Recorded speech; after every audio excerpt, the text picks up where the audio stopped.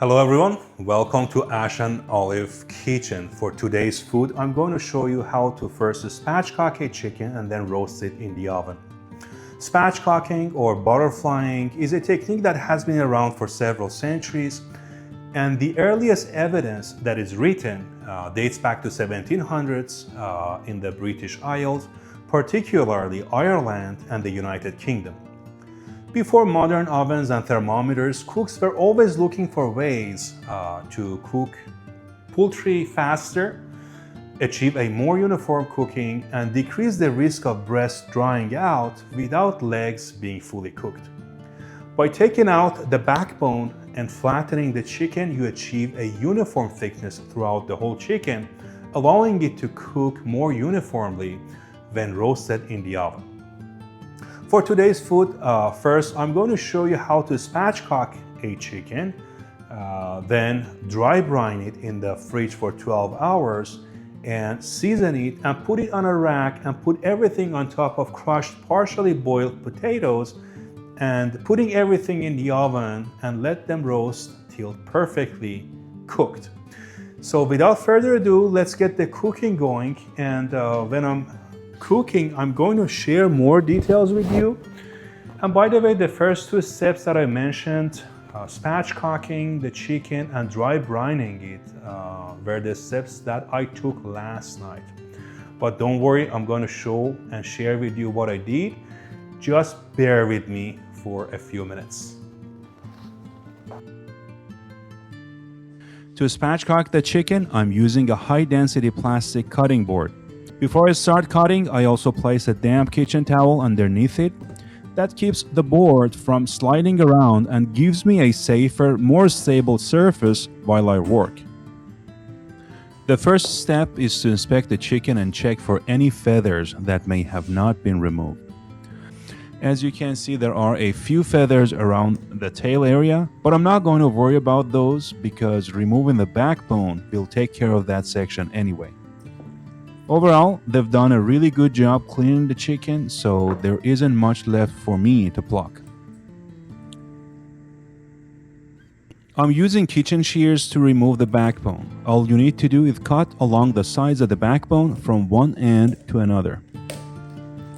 You can also do this with a chef's knife. For that method, place the chicken backside down on the cutting board with the breast side facing up and press firmly through the bones to make the cuts. Both methods work well. Today I'm using kitchen shears because they are clean, controlled, and efficient for this step. This is also a good time to trim off any excess skin if needed. One optional step is to make a small cut through the cartilage near the top of the breast, right around the wishbone area. This helps release the breastbone, so when you flip the chicken over and press it down, it flattens more easily and more evenly.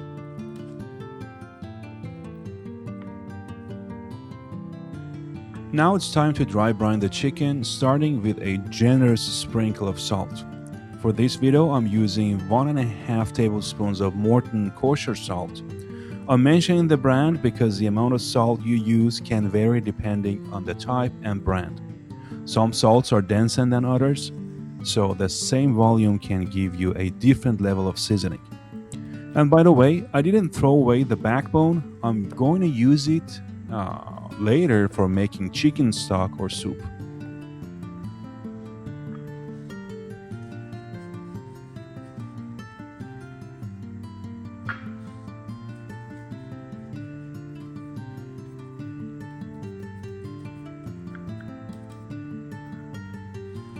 After sprinkling the salt all over the chicken, I place it on a rack and leave it uncovered in the fridge for about 12 hours. During this time, the salt first draws out a little moisture from the chicken. That moisture dissolves the salt and creates a natural brine on the surface. Over time, that brine moves back into the meat, seasoning it more deeply. The chicken has been sitting uncovered in the fridge for about 12.5 hours, and now it's time to prepare an herb-based seasoning to add even more flavor. I'm starting with some fresh rosemary and thyme that I just picked from the backyard. Fresh herbs give a beautiful aroma, but if you don't have access to fresh herbs, you can use the dried version as well. If you're using dried rosemary or thyme, I recommend soaking them in warm water for about 30 minutes before using them. This helps soften the herbs and prevents them from burning too quickly in the oven.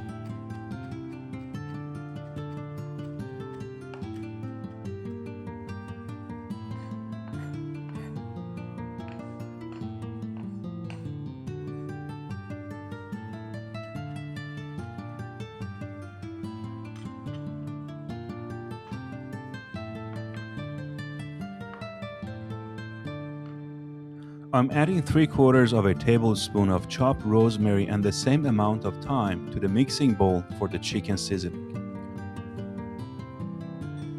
I'll save the rest of the herbs to season the potatoes later.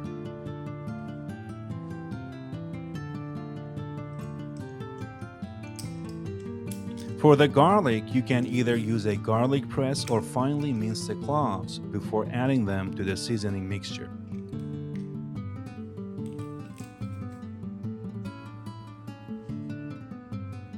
Then add 2 tablespoons of butter and some fresh lemon zest.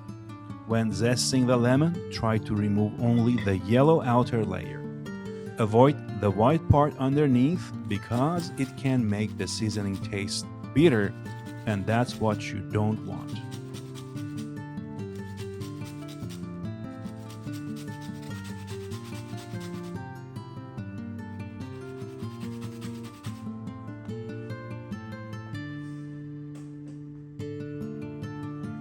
Add some black pepper, preferably freshly ground. There is no need to add any salt here because the salt from the dry brine is already enough.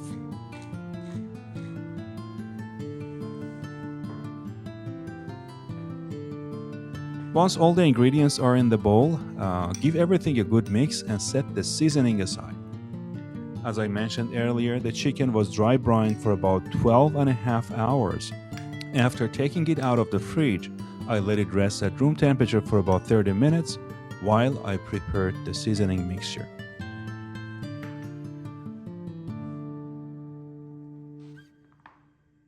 Now, rub the seasoning all over the outside of the chicken. Coating the bird in fat does two amazing things. First, the flavor compounds in rosemary, thyme, and garlic are fat soluble. That means the melting butter locks onto those flavors and carries them deep into the skin. Second, the butter creates a shield. It traps the juices inside while essentially shallow frying the skin from the outside for that perfect golden crunch. Next, make sure you slide some of the seasoning directly under the skin of the breasts and thighs. The skin acts like a raincoat, so putting the herbs underneath gets that flavor directly onto the meat. Plus, butter is about 18% water.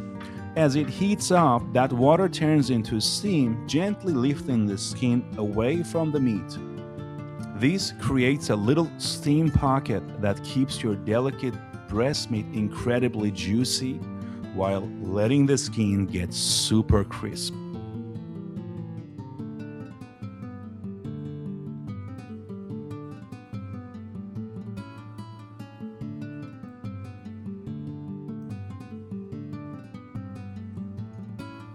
Now, let's get our seasoning added to the parboiled potatoes. If you want to see exactly how I parboil these, I show the step-by-step process in another recipe video, and I've linked that exact part in the description below.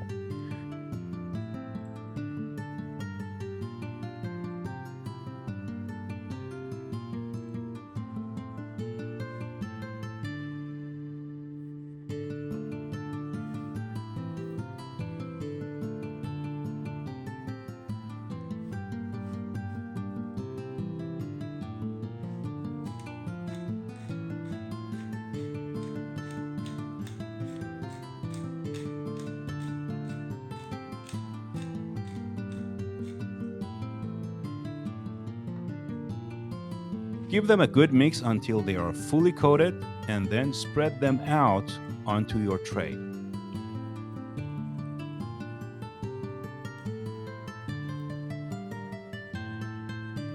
I'm using parchment paper today. Since this is a steel tray, the paper isn't strictly necessary, but if you are using aluminum, I highly recommend it.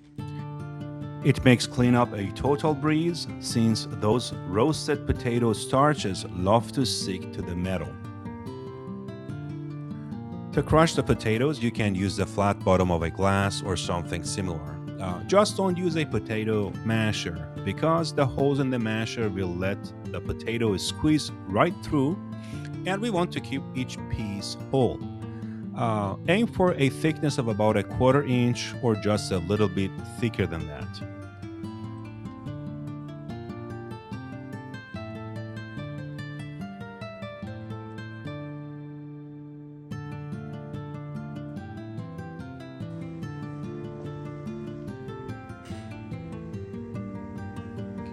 Place your wire rack right above the crushed potatoes. It's best if the rack doesn't actually touch them, but a little contact is perfectly fine. Lay the chicken directly onto the rack and use a probe thermometer to monitor the temperature. Insert the probe into the thickest part of the thigh, making sure it doesn't touch the bone, because hitting the bone will give you a falsely high temperature reading.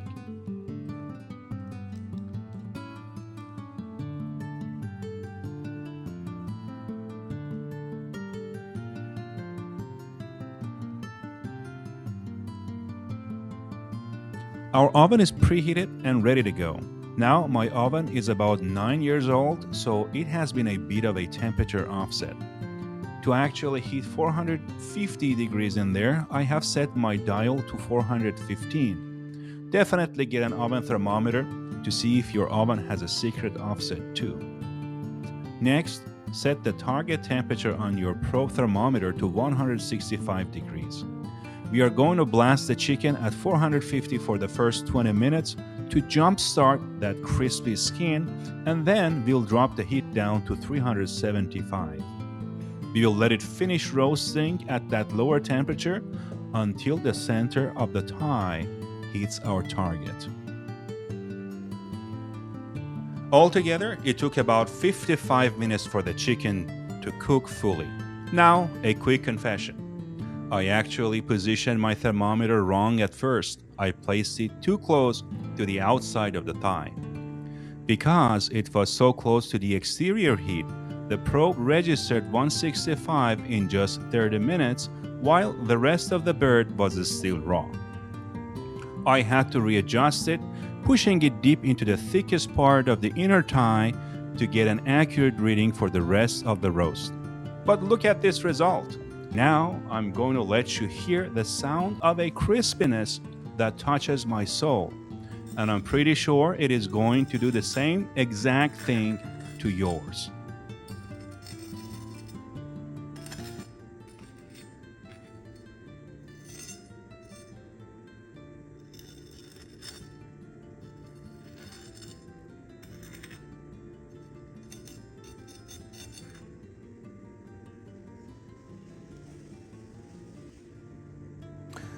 Alright everybody, after all the preparation, cooking, and experiencing all those beautiful aromas in the kitchen while cooking, the aroma of herbs, the chicken itself while being roasted, and all those different ingredients, it is timely to test the taste of food and share with you how it really tastes.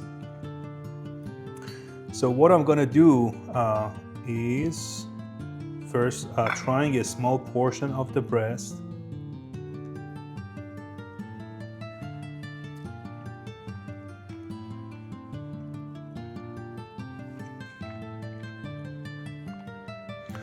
Wow. Juicy, cooked to perfection.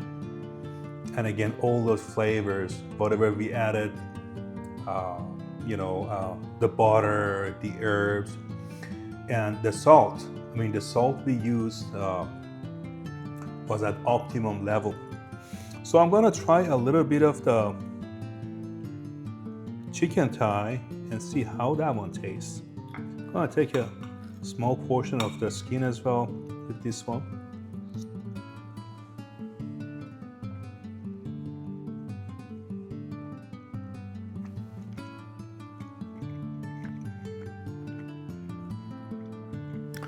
The thigh is also very well prepared and made. It tastes really good. And a little bit of the potato. So some of the potatoes beneath the chicken were crispy and some were not. Maybe rotating the tray, while the chicken was being cooked was one of those solutions, resulting in having crispy everywhere. Maybe that was the solution. But I'm taking a portion of the crispy, one of those crispy potatoes, and I'm gonna try it.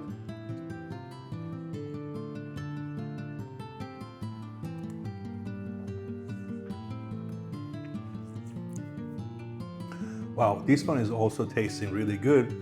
And the potato has this pronounced flavor of herbs, which is different from the chicken. Maybe we added herbs to the potatoes, and also all those juices dripping from the chicken have caused this. No matter what, I like it. It's tasting really good. And I always serve this food with green beans and also cabbage. If you are interested in learning how to make this cabbage or even the green beans, let me know. Thank you, and see you next time.